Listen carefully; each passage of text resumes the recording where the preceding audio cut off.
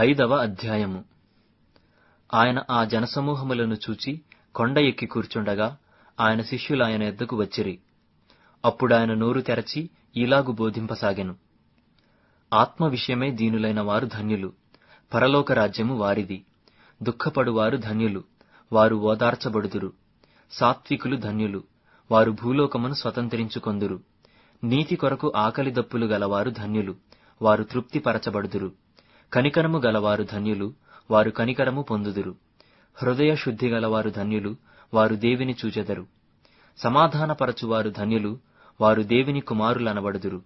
నీతి నిమిత్తము హింసింపబడువారు ధన్యులు, పరలోక రాజ్యము వారిది. నా నిమిత్తము జనులు మిమ్మును నిందించి హింసించి మీ మీద అబద్ధముగా చెడ్డమాటలెల్లా పలుకునప్పుడు మీరు ధన్యులు. సంతోషించి ఆనందించుడి, పరలోకమందు మీ ఫలము అధికమగును. ఈలాగున వారు మీకు పూర్వమందుండిన ప్రవక్తలను హింసించిరి. మీరు లోకమునకు ఉప్పైయున్నారు. ఉప్పు నిస్సారమైతే అది దేని వలన సారము పొందును? అది బయట పారవేయబడి మనుషుల చేత త్రొక్కబడుటకే గాని మరి దేనికిని పనికిరాదు. మీరు లోకమునకు వెలుగైయున్నారు. కొండ మీద నుండు పట్టణము మరుగై ఉండనేరదు. మనుషులు దీపము వెలిగించి కొంచెము క్రింద పెట్టరు కాని అది ఇంట నుండి వారికందరికీ వెలిగిచ్చుటకై దీపస్తంభము మీదనే పెట్టుదురు. మనుషులు మీ సత్క్రియలను చూచి పరలోకమందున్న మీ తండ్రిని మహిమపరచునట్లు వారి ఎదుట మీ వెలుగు ప్రకాశింపనీయుడి. ధర్మశాస్త్రమునైనను ప్రవక్తల వచనములనైనను కొట్టివేయ వచ్చితినని తలంచవద్దు. నెరవేర్చుటకే గాని కొట్టివేయుటకు నేను రాలేదు. ఆకాశమును భూమియు గతించిపోయిననే గాని ధర్మశాస్త్రమంతయు నెరవేరు వరకు దాని నుండి ఒక పొల్లైనను ఒక సున్నయైనను తప్పిపోదని నిశ్చయముగా మీతో చెప్పుచున్నాను. కాబట్టి ఈ యాజ్ఞలలో మిగిల అల్పమైన ఒకదానినైనను మీరి మనుష్యులకు అలాగున చేయ బోధించువాడెవడో వాడు పరలోక రాజ్యములో మిగుల అల్పుడనబడును. అయితే వాటిని గైకొని బోధించువాడెవడో వాడు పరలోక రాజ్యములో గొప్పవాడనబడును. శాస్త్రుల నీతి కంటెను పరిసయ్యుల నీతి కంటెను మీ నీతి అధికము కాని ఎడల మీరు పరలోక రాజ్యములో ప్రవేశింపనేరరని మీతో చెప్పుచున్నాను. నరహత్య చేయవద్దు. నరహత్య చేయువాడు విమర్శకు లోనగునని పూర్వీకులతో చెప్పబడిన మాట మీరు విన్నారు గదా. నేను మీతో చెప్పినదేమనగా, తన సహోదరుని మీద కోపపడు ప్రతివాడు విమర్శకు లోనగును. తన సహోదరుని చూచి వ్యర్థుడా అని చెప్పువాడు మహాసభకు లోనగును. ద్రోహి అని చెప్పువాడు నరకాగ్నికి లోనగును. కావున నీవు బలిపీఠమునొద్ద అర్పణము నర్పించుచుండగా నీ మీద నీ సహోదరునికి విరోధమేమైనను కలదని అక్కడ నీకు జ్ఞాపకము వచ్చిన ఎడల అక్కడ బలిపీఠమునెదుటనే నీ అర్పణము విడిచిపెట్టి మొదట వెళ్లి నీ సహోదరునితో సమాధానపడుము. అటు తరువాత వచ్చి నీ అర్పణము నర్పింపుము. నీ ప్రతివాదితో నీవును త్రోవలో ఉండగానే త్వరగా వానితో సమాధానపడుము. లేని ఎడల ఒకవేళ నీ ప్రతివాది నిన్ను న్యాయాధిపతికి అప్పగించును. న్యాయాధిపతి నిన్ను బంట్రోతుకు అప్పగించును. అంతట నీవు చెరసాలలో వేయబడుదువు. కడపటి కాసు చెల్లించు వరకు అక్కడ నుండి నీవు వెలుపలికి రానేరవని నీతో నిశ్చయముగా చెప్పుచున్నాను. వ్యభిచారము చేయవద్దని చెప్పబడిన మాట మీరు విన్నారు గదా.